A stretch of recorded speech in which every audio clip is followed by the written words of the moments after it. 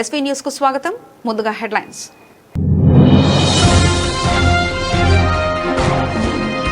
రెండు రోజుల శ్రీలంక పర్యటనలో భారత ఉపరాష్ట్రపతి, శ్రీలంక అధ్యక్షుడు ప్రధానమంత్రితో సిపి రాధాకృష్ణన్ భేటీ.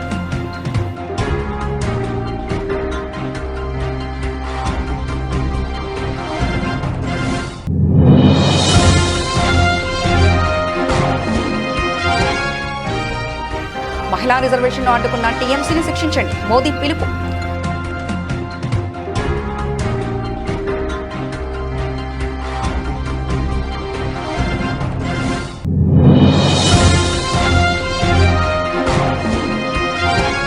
పదిహేనేళ్ల టీఎంసీ పాలన తర్వాత పశ్చిమ బెంగాల్లో మార్పు అవసరం. నానూరులో ఎన్నికల ప్రచారం సందర్భంగా రక్షణ మంత్రి రాజ్నాథ్ సింగ్.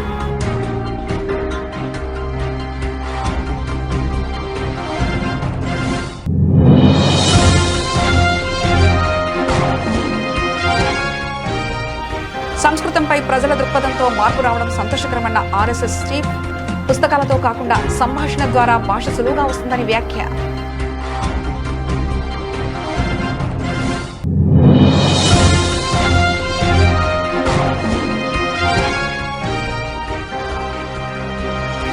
విద్యా సంస్థల్లో డ్రగ్స్ నియంత్రణ గవర్నర్తో సీఎం రేవంత్ రెడ్డి భేటీ.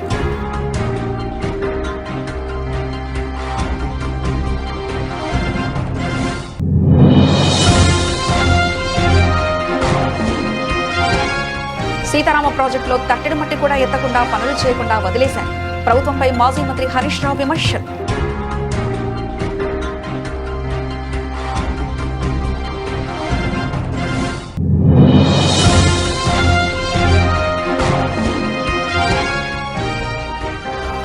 ఘనంగా మహాత్మా శ్రీ బసవేశ్వరుని 893వ జయంతి.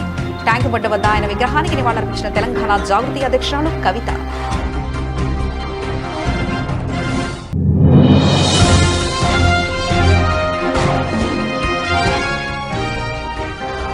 రెండేళ్లలో ప్రజాదరణ కోల్పోయిన ప్రభుత్వానికి ప్రజాక్షేత్రంలో పరాభవం తప్పదు, హెచ్చరించిన మాజీ మంత్రి ధర్మాన.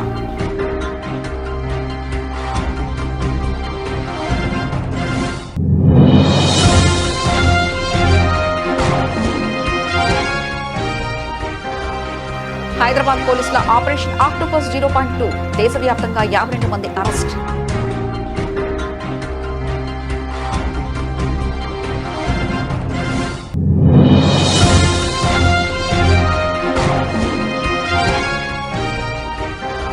ప్రభుత్వం స్పందించి పంటల్ని కొనుగోలు చేసే రైతుల్ని ఆదుకోవాలి డిమాండ్ చేసిన రాజాం నియోజకవర్గ వైసీపీ ఇన్ఛార్జ్ డాక్టర్ తాలే రాజేష్.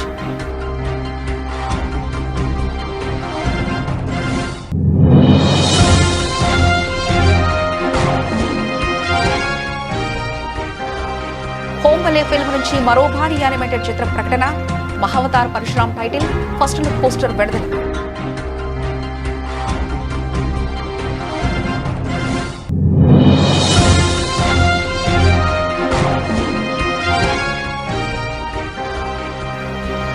లక్నో సూపర్ జైట్స్ పై 54 పరుగులతో గెలిచిన పంజాబ్ కింగ్స్. పంజాబ్ కి ఇది వరుసగా 5వ విజయం.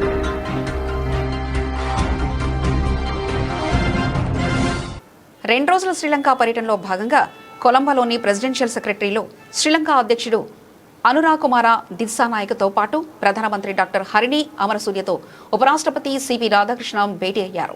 ఈ సందర్భంగా జరిగిన చర్చల గురించి విదేశాంగ కార్యదర్శి విక్రమ్ మిశ్రీ మీడియాతో మాట్లాడారు.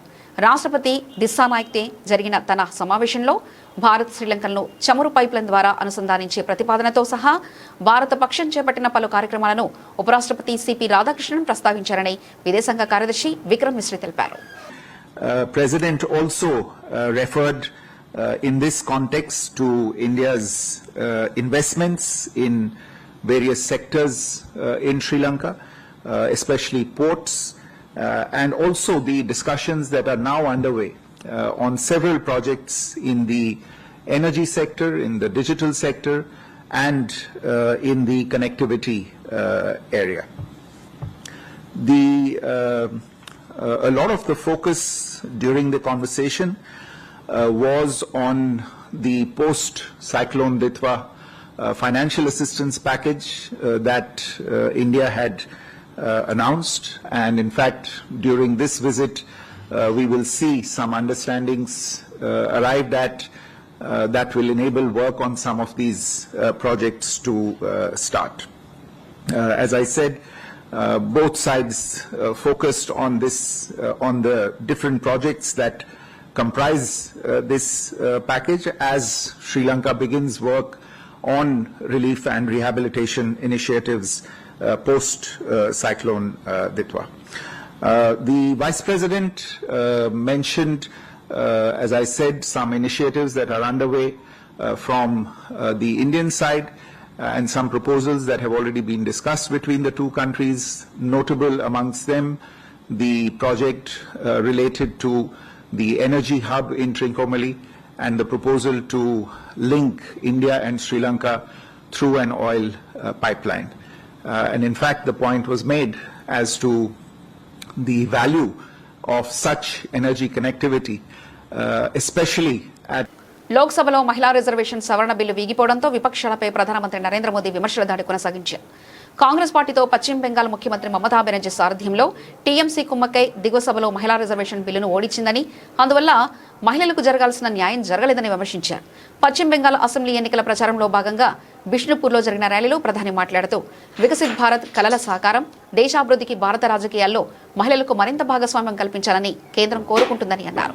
అయితే బెంగాల్ తల్లులు చెల్లెలను టీఎంసీ వంచిందని ఆరోపించారు. ప్రజలను నిరంతరం దోచుకోవడమే కాకుండా బెంగాల్ మహిళలకు దక్కాల్సిన హక్కులను టీఎంసీ దక్కనీయడం లేదని ఆయన తప్పుపట్టారు. बंगाल का ये चुनाव इस धरती की समृद्ध विरासत को बचाने के लिए है, बंगाल की पहचान बचाने के लिए ही है. आज बंगाल पर उसकी पहचान खोने का खतरा मंडरा रहा है. यहां पर टीएमसी जिस रास्ते पर चल रही है उसका एजेंडा बहुत खतरनाक है. टीएमसी घुसपैठियों के लिए घुसपैठियों की सरकार बनाना चाहती है. ऐसी सरकार जो सिर्फ घुसपैठियों के मजहब, घुसपैठियों की भाषा और घुसपैठियों के तौर तरीकों की रक्षा करेगी और उस घुसपैठिया सरकार उनके लिए अगर कोई दुश्मन होगा तो यहां बैठे हुए मेरे आप सभी भाई बहन एक घुसपैठियों की सरकार के दुश्मन होंगे. 15 ఏళ్ల టీఎంసీ పాలన తర్వాత పశ్చిమ బెంగాల్లో మార్పు అవసరమని రక్షణ మంత్రి రాజ్నాథ్ సింగ్ అన్నారు. నానూరులో ఎన్నికల ప్రచారం సందర్భంగా రక్షణ మంత్రి రాజ్నాథ్ సింగ్ మాట్లాడుతూ టీఎంసీ పాలనలో ప్రజలను దోపిడీ చేయడమే లక్ష్యంగా పనిచేశారని విమర్శించారు. మమతా బెనర్జీ పాలన ప్రజల పాలిట శాపంగా మారిందని మండిపడ్డారు. पश्चिमी बंगाल में इस समय कई सार्वजनिक सभाओं को संबोधित करने के बाद और कई रोड शो करने के बाद मैं इस नतीजे पर पहुंचा हूं और मैं ही नहीं बल्कि हर प्रबुद्ध नागरिक यह मानता है कि इस बार पश्चिमी बंगाल में भारतीय जनता पार्टी की सरकार बनने जा रही है. क्लियर मेजॉरिटी के साथ हमारी सरकार बनने जा रही है. पूरे पश्चिमी बंगाल में भय, दहशत, जुल्म और अत्याचार का एक माहौल लगातार 15 वर्षों तक रहा. लेकिन पश्चिमी बंगाल की जनता ने बराबर टीएमसी को 3-3 बार का मौका दिया. 15 वर्षों का समय. मैं समझता हूं किसी राज्य के विकास के लिए 15 वर्षों का समय यह कम नहीं होता है. देश में बहुत सारे ऐसे राज्य हैं जिन राज्यों ने केवल 5-8 वर्षों के अंदर ही अपने राज्य का विकास तेजी के साथ किया है. पहले इस पश्चिमी बंगाल का कंट्रीब्यूशन, योगदान, जो देश की अर्थव्यवस्था में जो 10% हुआ करता था, टीएमसी के आने के बाद वो घटकर 5% तक पहुंच गया है. ऐसे हालात हो गए हैं. लोग यहां भय और दहशत के माहौल में अपनी किसी तरीके से जिंदगी गुजार रहे हैं. इसलिए मैं पश्चिम बंगाल की जनता से अपील करना चाहता हूं, इस बार परिवर्तन होना चाहिए और यहां की माताओं बहनों को भी यह विश्वास दिलाना चाहता हूं कि आप भारतीय जनता पार्टी के हाथों को मजबूत करिए. हम इस देश की, हमारे प्रधानमंत्री मोदी जी इस देश की महिलाओं को लोकसभा और विधानसभाओं में 33% का आरक्षण देने के लिए पूरी तरह से प्रतिबद्ध हैं। आज नहीं तो कल यह होकर ही रहेगा। देखिए, नंबर ऑफ सीट्स के बारे में मैं फोरकास्ट नहीं कर सकता हूं, लेकिन इतना मैं जरूर कहना चाहता हूं कि क्लियर मेजॉरिटी हासिल होगी भारतीय जनता पार्टी को, और इस पॉसिबिलिटी को भी సంస్కృతం భారతదేశానికి ఆత్మ వంటిదని, దేశ సాంస్కృతిక నాగరికత కొనసాగింపునకు ఇది అత్యంత కీలకమని ఆర్ఎస్ఎస్ చీఫ్ మోహన్ భగవత్ అన్నారు. ఇవాళ ఢిల్లీలో సంస్కృత భారతి కేంద్ర కార్యాలయాన్ని ప్రారంభించిన సందర్భంగా ఆయన వ్యాఖ్యలు చేశారు. సంస్కృతాన్ని ఆధునిక సంభాషణ మాధ్యమంగా ప్రోత్సహించడమే లక్ష్యంగా ఈ సంస్థ పనిచేస్తుంది. ఈ కార్యక్రమంలో భగవత్ మాట్లాడుతూ, భారతదేశం కేవలం ఒక భౌగోళిక లేదా రాజకీయ అస్తిత్వం కాదు, ఇది ఒక సజీవ సాంప్రదాయం. ఈ దేశ ఆలోచన విధానానికి, జీవన సంస్కృతికి సంస్కృతమే మూలం. అందుకే సంస్కృతం కేవలం భాష కాదు, ఆ దేశపు ఆత్మ అని వివరించారు. संस्कृत एक भाषा है, लेकिन केवल भाषा नहीं है. भारतवर्ष में संस्कृत भारत का प्राण है, क्योंकि सबसे प्राचीन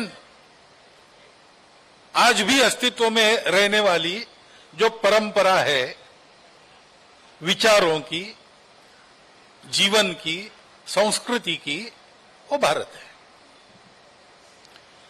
और उसका सारा ज्ञान निधि अगर समझना है, जानना है, और समझना ही पड़ेगा और जानना ही पड़ेगा, क्योंकि उसको आगे चलाते रखना है. भारत नाम का जो अस्तित्व है वो केवल भूगोल नहीं है, वो केवल एक पॉलिटिको इकोनॉमिक इकाई नहीं है. भारत एक परंपरा है जिसके आधार पर जीवन चलते रहता है.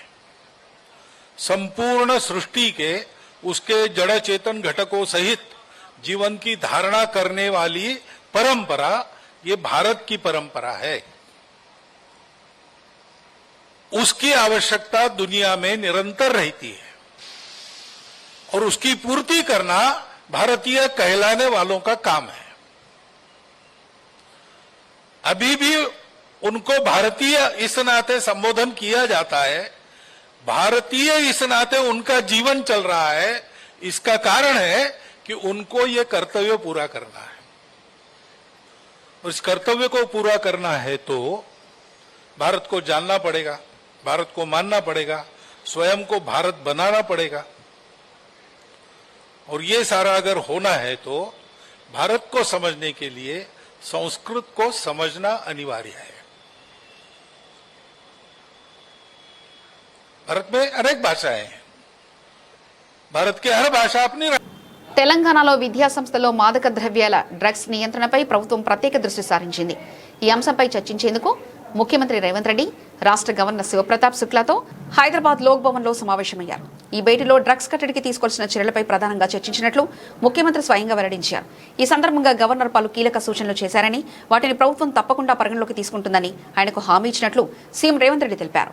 విద్యా సంస్థల్లో డ్రగ్స్ మహమ్మారిని అరికట్టేందుకు కఠినమైన చర్యలు చేపట్టే దిశగా ప్రభుత్వం అడుగులు వేస్తున్నట్లు ఈ సమావేశం స్పష్టం చేస్తుంది. ఈ కీలక సమావేశంలో ముఖ్యమంత్రి రేవంత్ రెడ్డితో పాటు మంత్రులు శ్రీధర్బాబు, ఎంపీ వేం నరేందర్ రెడ్డి కూడా పాల్గొన్నారు. రాష్ట్రంలో యువత భవిష్యత్తును దృష్టిలో ఉంచుకుని డ్రగ్స్ నియంత్రణకు అత్యంత ప్రాధాన్యత ఇస్తున్నట్లు ప్రభుత్వ వర్గాలు పేర్కొన్నాయి. ఖమ్మం జిల్లా ముగ్గురు మంత్రుల్లో ఒకరు భూ బకాసురుడు, ఇంకొకరు కమిషన్లకు కింగు, మరొకరు పర్సంటేజీలు అంటూ మాజీ మంత్రి హరీష్ రావు అన్నారు. బీఆర్ఎస్ హయాంలో ఖమ్మం జిల్లా సస్యశ్యామలం కావడానికి కేసీఆర్ 8,500 కోట్లు సీతారామ ప్రాజెక్టు కోసం పెట్టాడని, కానీ ఈ ప్రభుత్వంలో ఆ ప్రాజెక్టులో తట్టడి మట్టి కూడా ఎత్తకుండా పనులు చేయకుండా వదిలేశారంటూ హరీష్ రావు ఆరోపించారు. అందుకే ఇవాళ ప్రజలకు అర్థమైంది, ఓపిక పట్టిండ్రు, 2.5 ఏళ్ళు ఓపిక పట్టిండ్రు. ఇవాళ ప్రజలకు అర్థమైంది ఈ ప్రభుత్వం చెయ్యదు. ఈ మంత్రులకు, ఈ ముఖ్యమంత్రికి కమిషన్ల మీద ఉన్న ధ్యాస ప్రజల మీద లేదు. ఈ జిల్లాలో ఒకడు భూబకాసురుడు, ఇంకొకడు కమిషన్లకే కింగు, ఇంకొకడేమో పర్సంటేజీలు. జిల్లాల ఎవరి గురించి ఆలోచించిండ్రా? ఆనాడు కేసీఆర్ గారు సీతమ్మ సాగర్ ప్రాజెక్ట్, సీతారామ ప్రాజెక్టును కట్టి ఈ జిల్లాను సస్యశ్యామలం చేయాలని కేసీఆర్ గారు తలపించిండ్రు. బీఆర్ఎస్ హయాంలో 8,500 కోట్ల రూపాయలు సీతారామ ప్రాజెక్టు మీద ఖర్చు పెట్టాం. ఈ గవర్నమెంట్ వచ్చినాక పనులు జరుగుతున్నాయా? 2.5 ఏళ్ల నుంచి సీతారామ సాగర్ ప్రాజెక్టు పండబెట్టిండ్రు. దాదాపు 6.5 లక్షల ఎకరాలకు నీళ్లు వస్తాయి. ఈ ఖమ్మంలో ఎత్తైన ప్రాంతాలకు, ఖమ్మంలోని ప్రతి మండలానికి, నాగార్జున సాగర్ ఆయకట్టుకు, స్టెబిలైజేషన్ కు ఈ జిల్లాలో 2 పంటలు పండే విధంగా సీతమ్మ సాగర్ ను కేసీఆర్ గారు రూపొందించారు. కానీ 2.5 సంవత్సరాల్లో మోటార్లు తిండ్రు, నెత్తి మీద నీళ్లు చల్లుకున్నారు. కానీ తట్టడు మట్టయితే ఎత్తలే. టనల్ పనులు, సత్తుపల్లి టనల్ పనులు ముందుకు పోతలేవు. కొద్దిగా పని చేసుకుంటే ఈ జిల్లా 12వ శతాబ్దపు మహోన్నత సంఘ సంస్కర్త, విశ్వగురువు మహాత్మా శ్రీ బసవేశ్వరుని 893వ జయంతి సందర్భంగా తెలంగాణ జాగృతి అధ్యక్షురాలు కల్వకుంట్ల కవిత హైదరాబాద్లోని ట్యాంక్ బండ్ వద్ద ఉన్న మహాత్మా బసవేశ్వరుని విగ్రహానికి నివాళులర్పించారు. ఈ సందర్భంగా వారు మాట్లాడుతూ శ్రీ బసవేశ్వరుని స్ఫూర్తితోనే ఏర్పాటు చేయబోయే కొత్త పార్టీ పనిచేస్తుందని పేర్కొన్నారు. అంబేద్కర్ కూడా పదే పదే చెప్పుకుంటూ వచ్చిండ్రు, బసవేశ్వరుని ఎవరైతే ఒక ప్రాంతానికి సీమితం చేయకుండా భారతదేశ వ్యాప్తంగా వారి కోసం పాటుపడితే భారతదేశం మారుతుందని చెప్పి కూడా చెప్పడం జరిగింది. మరి ఆ బసవేశ్వరుడి యొక్క అనుచరులకి నేను మనస్ఫూర్తిగా శుభాకాంక్షలు తెలియజేస్తున్నా. భారతదేశం మార్పు కోసం మనందరం కూడా కృషి చేయాల్సిన అవసరం ఉంది. దాంట్లో మీరు ఒక అడుగు ముందున్నందుకు మీ అందరికీ మనస్ఫూర్తిగా శుభాకాంక్షలు తెలియజేస్తూ, మరి మనసా వాచ కర్మ నేను మీతో ఉంటానని చెప్పి కూడా తెలియజేస్తూ, బసవేశ్వరుడి స్ఫూర్తితోనే పెట్టబోయేటటువంటి పార్టీలో 33% తక్కువ కాకుండా మహిళలకు నేను ఎన్నికలలో కానీ పార్టీ పదవులలో కానీ అవకాశాలు ఇస్తామని కూడా ఈ సందర్భంగా తెలియజేస్తున్నాను. ఆంధ్రప్రదేశ్లో చంద్రబాబు నేతృత్వంలో కూటమి ప్రభుత్వం వ్యవస్థలను గుప్పిట్లోకి తీసుకొని పౌర హక్కులను హరిస్తుందని మాజీ మంత్రి ధర్మాన ప్రసాదరావు తీవ్రంగా మండిపడ్డారు.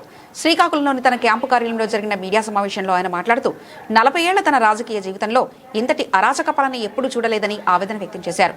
ముఖ్యమంత్రి చంద్రబాబు, ఆయన కుమారుడు లోకేష్ కలిసి రెడ్ బుక్ రాజ్యాంగాన్ని అమలు చేస్తూ ప్రతిపక్ష నేతలను, కార్యకర్తలను వేధిస్తున్నారని ధ్వజమెత్తారు. 80 సంవత్సరాల తర్వాత మన రాష్ట్రంలో వెనుక్కెళ్తున్నామని అనిపిస్తుంది. పౌరుల హక్కుల్ని హరించేటువంటి కార్యక్రమం, ప్రజాస్వామ్యంలో ప్రతిపక్షం పనిచేయకూడదు అనేటువంటి వాతావరణం, ప్రజలకు ఏమీ తెలియనివ్వకూడదు అన్నటువంటి పాలకులు, భయభ్రాంతులు చేసి ప్రభుత్వంలో ఉండేటువంటి వ్యవస్థల్ని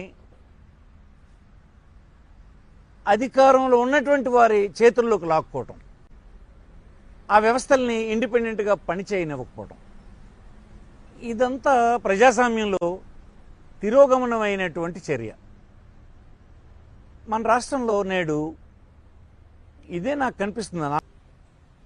ఈ రాష్ట్రంలో ఉండేటువంటి ముఖ్యమంత్రి గారు లేరు, వారి తనయులు మొత్తం పరిపాలన అంతటిని వారిగా ఆపాదించుకొని, ఒక కుటుంబానికి ఆపాదించుకొని, మా వ్యతిరేకులైనటువంటి వాళ్ళందరినీ కూడా మేము ఈ రాష్ట్రంలో వారిని హింసిస్తాము, అల్లరి చేస్తాము, నోరెత్తకుండా చేస్తాము, చివరికి ప్రధాన ప్రతిపక్షంలో పనిచేస్తున్నటువంటి వారందరినీ అల్లరి చేసే కార్యక్రమం చేస్తున్నారు. చీఫ్ మినిస్టర్ కుమారులైనటువంటి లోకేష్ గారు ఆయన నేరుగానే పబ్లిక్గానే చెప్తారు, రెడ్ బుక్ అనేది పెట్టుకున్నాం, ఆ రెడ్ బుక్లో ఉన్నటువంటి వారిని అందరినీ వేధిస్తాం, ఇదే మా పరిపాలన తీరు అంటున్నారు. ఇదే దేశంలో ఇంకొక 29 రాష్ట్రాలు ఉన్నాయి. ఎక్కడైనా ఇలాంటి పరిపాలన ఉందా? ఇలా అయితే ఏమవుతుందో తెలుసా? కింద పనిచేస్తున్నటువంటి వ్యవస్థలన్నీ దేశవ్యాప్తంగా విస్తరించిన భారీ సైబర్ మోసాల నెట్వర్క్ను హైదరాబాద్ నగర పోలీసులు ఛేదించారు. ఆపరేషన్ అక్టోబస్ 2.0 పేరుతో చేపట్టిన ఈ ఆపరేషన్లో భాగంగా 9 రాష్ట్రాల్లో 32 మంది బ్యాంక్ అధికారులతో సహా మొత్తం 52 మందిని అరెస్ట్ చేశారు. ఈ వివరాలను Hyderabad police commissioner VC Sajjanar మీడియాకు వెల్లడించారు. వారం రోజుల పాటు 16 ప్రత్యేక పోలీసు బృందాలు మహారాష్ట్ర, ఢిల్లీ, రాజస్థాన్, పశ్చిమ బెంగాల్, కర్ణాటక, గుజరాత్, ఆంధ్రప్రదేశ్, తెలంగాణ, బీహార్ రాష్ట్రాల్లో ఏకకాలంలో ఈ ఆపరేషన్ నిర్వహించాయి. అరెస్టైన వారిలో సైబర్ నేరగాళ్లకు సహకరించిన 32 మంది బ్యాంక్ అధికారులు, మోసపూరిత లావాదేవీల కోసం తమ ఖాతాలను వాడడానికి అనుమతించిన 15 మంది మ్యూల్ ఖాతాదారులను, నేరగాళ్లకు ఈ ఖాతాలను అందించే 5 మధ్యవర్తులున్నారు. సరైన కేవైసీ ధృవీకరణ లేకుండానే మ్యూల్ ఖాతాలు తెరుస్తూ సైబర్ నేరగాళ్లకు ప్రైవేట్ బ్యాంకులు సహకరిస్తున్నట్లు తమ దర్యాప్తులో తేలిందని కమిషనర్ పేర్కొన్నారు. అందరికీ నమస్కారం. రోజు రోజుకు సైబర్ క్రైమ్ పెరుగుతుంది. సమాజంలో ఈ ఒక క్రైమ్ పోలీస్ కి అందరు కూడా పెద్ద సవాల్గా అయింది. ప్రజలు చైతన్యవంతం కావాల్సిన అవసరం ఎంతో ఉంది. దానికి తగ్గట్టుగా మనం కూడా హైదరాబాద్ సిటీ పోలీస్ కూడా ఎవరెవరు ఈ నేరాల్ని చేస్తున్నారు వాళ్ళందరిపైన చట్టపరమైన కేసు బుక్ చేయడము, నేరస్తులు అరెస్ట్ చేయడానికి నిరంతరం కృషి చేయడం జరుగుతుంది. ఆల్రెడీ దేశవ్యాప్తంగా మ్యూల్ అకౌంట్ హోల్డర్స్ ఎవరెవరు ఉన్నారు వాళ్ళందరూ కూడా ఐడెంటిఫై చేసి మనం దాదాపు 100 మంది పైన అరెస్ట్ చేయడం జరిగింది. దాన్ని కంటిన్యూషన్ లో ఆపరేషన్ ఆక్టోపస్ 2.0 పేరుతోని మనము సైబర్ క్రిమినల్స్ నెట్వర్క్ ని డిస్మాంటిల్ చేయడానికి మా డీసీపీ సైబర్ క్రైమ్స్ అరవింద్ బాబు, మన ఏసీపీ శివమార్తి నేతృత్వంలో దాదాపు 9 రాష్ట్రంలో 16 టీమ్స్ పంపించి 150 మంది పోలీస్ ఆఫీసర్స్ వారం తరబడి ఆ స్టేట్ లో ఉంది. ఈ రోజు దాదాపు 52 మంది బ్యాంక్ మేనేజర్స్ కి, కేవైసీ వెరిఫైయర్స్ కి, కస్టమర్ రిలేషన్ మేనేజర్స్ కి, ఇంకా బ్యాంక్ ఆఫీషియల్స్ ని మరియు మ్యూల్ అకౌంట్ హోల్డర్స్ ని అరెస్ట్ చేయడం జరిగింది. ఈ ఒక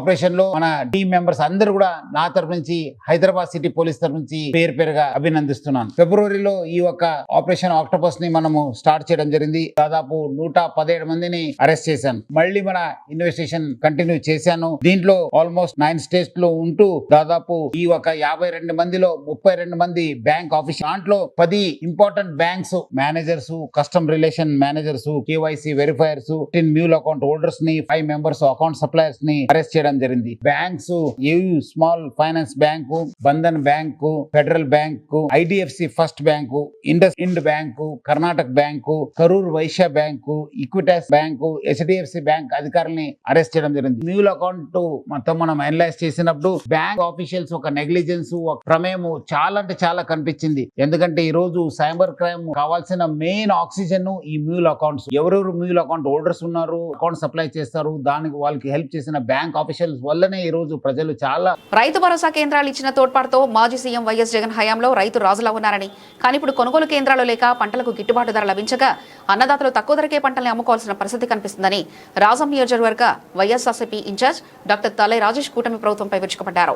రాష్ట్రంలో ఏడాది భారీగా వేరుశెనగ దిగుబడి వచ్చిందని, కానీ కేవలం 15% పంటను మాత్రమే ప్రభుత్వం కొనుగోలు చేసిందని తెలిపారు. మొక్కజొన్న పరిస్థితిని కూడా అంతే అని, కనీసం ఇప్పటికైనా ప్రభుత్వం స్పందించి పంటల్ని కొనుగోలు చేసి రైతుల్ని ఆదుకోవాలని ఆయన డిమాండ్ చేశారు.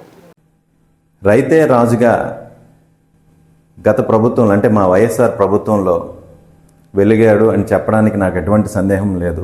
రైతు భరోసా కేంద్రాల ద్వారా నాణ్యమైన విత్తనాలు కానీ, అలానే రైతులకు ఇన్పుట్ సబ్సిడీ కానీ, పంటకు బీమా కానీ, కొనుగోలు ధరను కానీ ప్రభుత్వమే నిర్ణయించి రైతులకు ఎంతో మేలు చేసింది.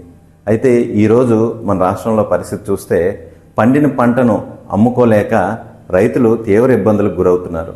అలానే ప్రభుత్వం కూడాను కొనుగోలు కేంద్రాలను ఇప్పటికీ పెట్టకపోవడం వలన చాలామంది రైతులు ఆత్మహత్యలకు కూడా పాల్పడుతున్నారు. ఇది చాలా దిగ్భ్రాంతికరమైన విషయం. ముఖ్యంగా వేరుశెనగ, మొక్కజొన్న ఈ 2 పంటలని వేస్తే రైతుకు ఎంతో కొంత లాభం చేకూరుతుంది.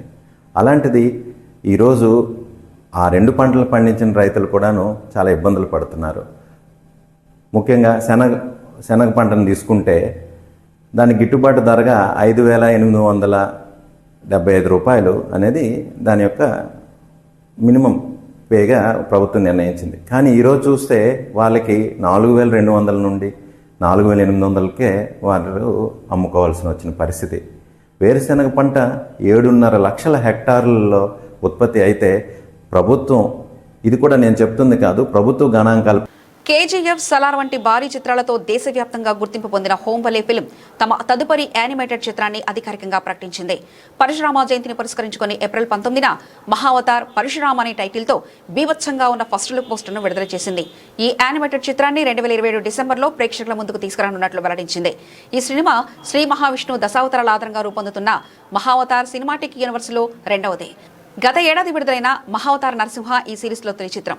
ఆ సినిమా 300 కోట్ల పైగా వసూలు సాధించి భారీ విజయం అందుకుంది. ఇప్పుడు అదే కోవలో విష్ణుమూర్తి 6వ అవతారమైన పరశురాముడి గాథతో ఈ చిత్రాన్ని నిర్మిస్తున్నారు.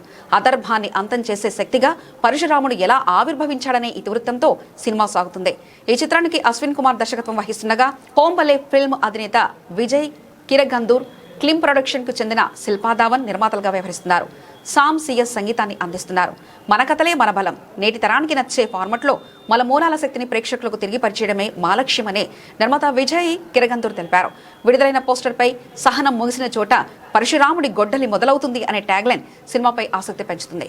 ఈ సినిమాటిక్ యానివర్సరీ లో మొత్తం 7 చిత్రాలను ప్లాన్ చేసినట్లు నిర్మాతలు గతంలోనే ప్రకటించారు. ఐపీఎల్ 2026 సీజన్లో పంజాబ్ కింగ్స్ జైత్రయాత్ర కొనసాగుతుంది. లక్నో సూపర్ జైంట్స్తో జరిగిన మ్యాచ్లో పంజాబ్ 54 పరుగుల తేడాతో ఘన విజయం సాధించింది. ఈ సీజన్లో ఇది పంజాబ్కు వరుసగా 5వ గెలుపు కాగా లక్నోకు ఇది 3వ ఓటమి. ఈ విజయంతో పంజాబ్ పాయింట్ల పట్టికలో అగ్రస్థానాన్ని బదిలం చేసుకుంది. మొదట బ్యాటింగ్ చేసిన పంజాబ్ కింగ్స్ నిర్ణీత 20 ఓవర్లలో 7 వికెట్ల నష్టానికి 254 పరుగులు భారీ స్కోర్ చేసింది. ఓపెనర్ ప్రియాంష్ ఆర్య 37 బంతుల్లో 93, కూపర్ కనోలి 46 బంతుల్లో 87 విధ్వంసకర బ్యాటింగ్లో లక్నో బౌలర్లను ఊచకోత కోశారు. వీరిద్దరి మెరుపులతో పంజాబ్ ఈ సీజన్లోనే అత్యధిక స్కోరును నమోదు చేసింది. లక్నో బౌలర్లో ప్రిన్స్ యాదవ్, సిద్ధార్థ్ చెరో 2 వికెట్లు తీశారు. 255 పరుగుల కొండంత లక్ష్యంతో బరిలోకి దిగిన లక్నో 20 ఓవర్లలో 5 వికెట్లు కోల్పోయి 200 పరుగులు మాత్రమే చేయగలిగింది. పంజాబ్ బౌలర్లు కట్టుదిట్టంగా బౌలింగ్ చేసి లక్నో బ్యాటర్లను కట్టడి చేశారు. మార్కో జాన్సన్స్ 2 వికెట్లు పడగొట్టగా హర్షదీప్ సింగ్, యజ్వేంద్ర చాహల్, విజయ్ కుమార్ వైశాఖ్ తలో వికెట్ తీసి జట్టు విజయంలో కీలక పాత్ర పోషించారు. వరుస ఓటములతో లక్నో పాయింట్ల పట్టికలో 8వ స్థానానికి పడిపోయింది.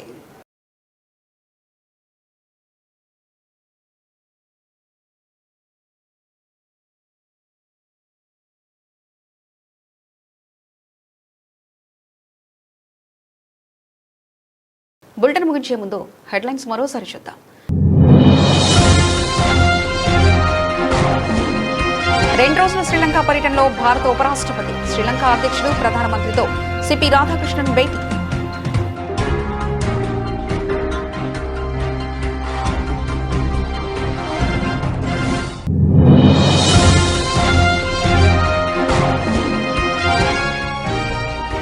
మహిళా రిజర్వేషన్ను అడ్డుకున్న టీఎంసీని శిక్షించండి, మోదీ పిలుపు.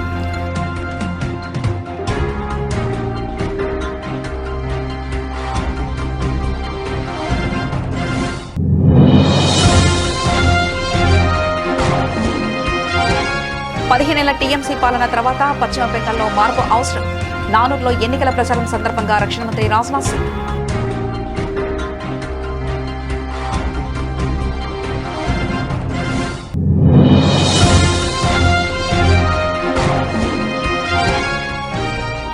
సంస్కృతంపై ప్రజల దృక్పథంతో మార్పు రావడం సంతోషకరమన్న ఆర్ఎస్ఎస్ చీఫ్. పుస్తకాలతో కాకుండా సంభాషణ ద్వారా భాష సులువుగా వస్తుందని వ్యాఖ్య.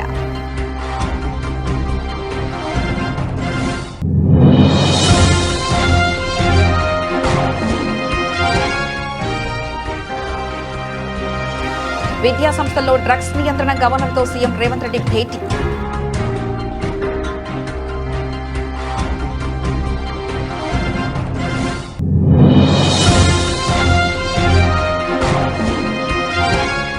సీతారామ ప్రాజెక్టులో తట్టెడు మట్టి కూడా ఎత్తకుండా పనులు చేయకుండా వదిలేశారు. ప్రభుత్వంపై మాజీ మంత్రి హరీష్ రావు విమర్శలు.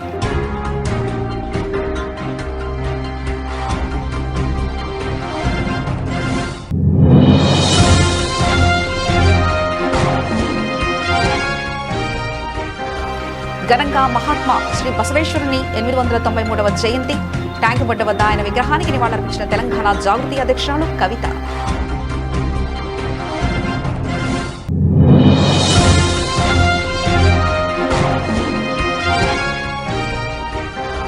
రెండేళ్లలో ప్రజాదరణ కోల్పోయిన ప్రభుత్వానికి ప్రజాక్షేత్రంలో పరాభవం తప్పదు, హెచ్చరించిన మాజీ మంత్రి ధర్మాన.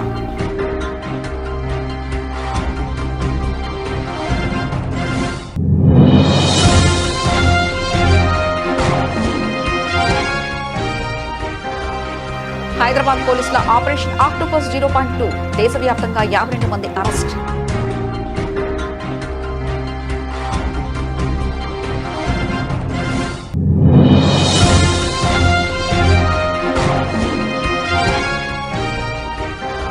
ప్రభుత్వ ప్రభుత్వం స్పందించి పంటల్ని కొనుగోలు చేసే రైతుల్ని ఆదుకోవాలి డిమాండ్ చేసిన రాజాం నియోజకవర్గ వైసీపీ ఇన్ఛార్జ్ డాక్టర్ తాలే రాజేష్.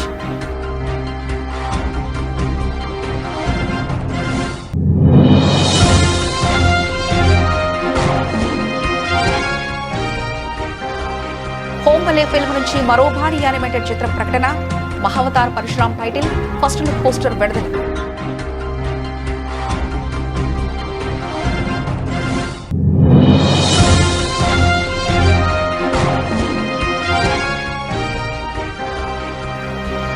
లక్నో సూపర్ జైట్స్ పై 54 పరుగులతో గెలిచిన పంజాబ్ కింగ్స్.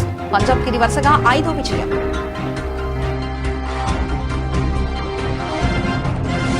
ఇవి ఇప్పటివరకున్న అప్డేట్స్. మరో బులెటిన్లో మళ్ళీ కలుసుకుందాం. అంతవరకు సెలవు. నమస్కారం.